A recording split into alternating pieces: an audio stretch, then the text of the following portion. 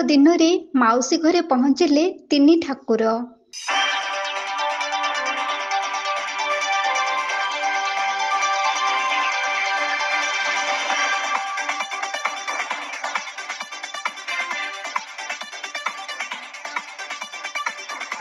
ବିଶ୍ୱ ପ୍ରସିଦ୍ଧ ରଥଯାତ୍ରା ସାରା ବିଶ୍ୱରେ ସୃଷ୍ଟି କରିଦେଇଥାଏ ଭକ୍ତି ଓ ବିଶ୍ୱାସର ପରିବେଶ। କେବଳ ରଥଯାତ୍ରା ଦିନ ହିଁ ମହାପ୍ରଭୁ ଶ୍ରୀମନ୍ଦିରରୁ ବାହାରି ମାଉସୀ ଘରକୁ ଯାଇଥାନ୍ତି। ଆଉ ତାଙ୍କ ସାଥିରେ ବଡ଼ ଭାଇ ବଳଭଦ୍ର ଏବଂ ଭଉଣୀ ସୁଭଦ୍ରା ମଧ୍ୟ ରଥରେ ବିଜେ ହୋଇ ମାଉସୀ ଘରକୁ ଯିବା ଏକ ଐତିହାସିକ ରଥଯାତ୍ରା ହୋଇଥାଏ। ଆଷାଢ଼ ମାସ ଶୁକ୍ଳ ପକ୍ଷର ଦ୍ୱିତୀୟା ତିଥି ଆସିଲେ ବିଶ୍ୱର ପ୍ରତ୍ୟେକ କୋଣ ଅନୁକୋଣରେ ଏହି ରଥଯାତ୍ରା ଅନୁଷ୍ଠିତ ହୋଇଥାଏ। ଜଗନ୍ନାଥଙ୍କ ମହିମା ସାରା ବିଶ୍ୱରେ ଚର୍ଚ୍ଚିତ ହେଉଥିବା ବେଳେ ପ୍ରଭୁ ଜଗନ୍ନାଥ ଯେ ବିଶ୍ୱକର୍ତ୍ତା ଏହା ପ୍ରତ୍ୟେକ ମାନବ ହୃଦୟରେ ବସା ବାନ୍ଧି ରହିଛି। କୋଟି ଓଡ଼ିଆଙ୍କ ମଉଡ଼ମଣି ପ୍ରଭୁ ଜଗନ୍ନାଥଙ୍କ ରଥଯାତ୍ରା ଓଡ଼ିଶା ପାଇଁ ଗର୍ବ ଆଣିଦେଇଥାଏ।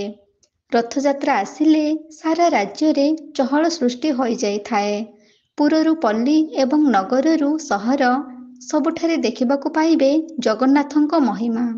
ଏହି ରଥଯାତ୍ରା ରାଜ୍ୟରେ ସବୁଠାରୁ ବଡ଼ ପର୍ବ ହୋଇଥିବା ବେଳେ ଅନେକ ସ୍ଥାନରେ ଖୁବ୍ ଉତ୍ସାହ ଓ ଉଦ୍ଦୀପନା ମଧ୍ୟରେ ରଥଯାତ୍ରା ପାଳନ କରିଥାନ୍ତି।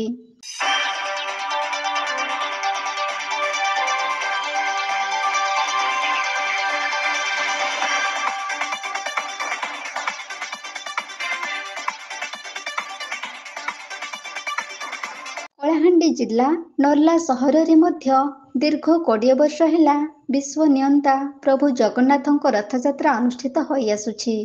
ଏହି ଅଞ୍ଚଳର ଆଖପାଖରେ କେବଳ ଗୋଟିଏ ଦିନ ରଥଯାତ୍ରା ଅନୁଷ୍ଠିତ ହେଉଥିବା ବେଳେ ନର୍ଲା ସହରରେ 2 ଦିନ ଧରି ରଥଯାତ୍ରା ଅନୁଷ୍ଠିତ ହୋଇଥାଏ।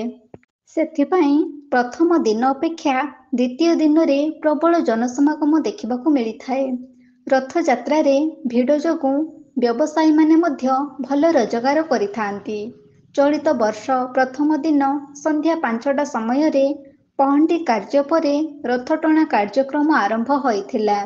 ଗଜପତି ଭାବରେ ଶ୍ରୀଯୁକ୍ତ ମନ୍ମଥ ପୂଜାରୀ ଛେରା ପହଁରା କରିଥିବା ବେଳେ ଚୂଳମଣି ଗୌଡ଼ିଆ, ସୁଶାନ୍ତ ଚାନ୍ଦ, ସଞ୍ଜୟ ପଣ୍ଡା, ସୁରେନ୍ଦ୍ର କୁମାର ଚାନ୍ଦ ପ୍ରମୁଖ ସହଯୋଗ କରିଥିଲେ। ସନ୍ଧ୍ୟା ବେଳକୁ ଭଜନ କୀର୍ତ୍ତନ ସହିତ ତିନି ଠାକୁରଙ୍କୁ ଡାକ ବଙ୍ଗଳା ପାଖରେ ରାତ୍ରି ରହଣି କରାଯାଇଥିଲା। ଦ୍ୱିତୀୟ ଦିନ ସନ୍ଧ୍ୟା 5ଟା ବେଳେ ପୁଣି ରଥଟଣା ହୋଇ ତିନି ଠାକୁର ମାଉସୀ ଘରେ ପହଞ୍ଚିଥିଲେ।